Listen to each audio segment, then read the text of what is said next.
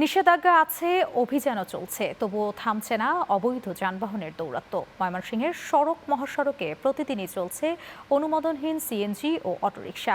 অদক্ষ চালক, নেই লাইসেন্স কিংবা রেজিস্ট্রেশন, আর এসব কারণেই বাড়ছে দুর্ঘটনা ও মৃত্যুর ঝুঁকি। প্রশাসনের নির্দেশনা যেন কেবল কাগজেই সীমাবদ্ধ।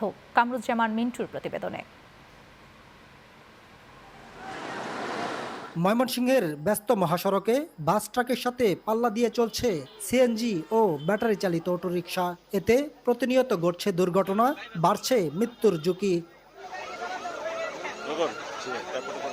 গত 2 এপ্রিল ড্রাইভিং লাইসেন্স, ফিটনেসবিহীন ও অননুমোদিত যানবাহনের বিরুদ্ধে সড়ক মহাসড়কে চলাচলে নিষেধাজ্ঞা দেয় জেলা প্রশাসন। তবে অভিযোগ রয়েছে, বিভিন্ন পক্ষকে ম্যানেজ করেই সড়কে নামছে এসব যানবাহন।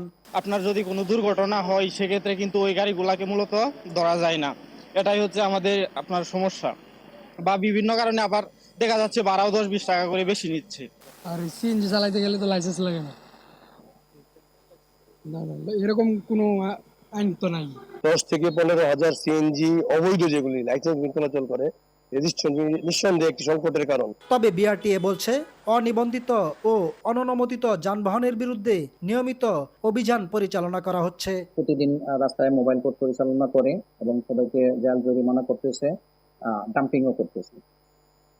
লাইসেন্সদারি না হলে তাদেরকে হলো আমরা অ্যাওয়ারনেস প্রোগ্রামের করতেছি। আমরা বিভিন্ন প্রায় মাসেই আমরা রোড শো করতেছি। ময়মনসিংহে নিবন্ধিত সিএনজি চালিত অটোরিকশার সংখ্যা 5,200, অথচ সড়কে চলছে 3 গুণের বেশি। কামরুজ্জামান মিন্টু, চ্যানেল 9, ময়মনসিংহ।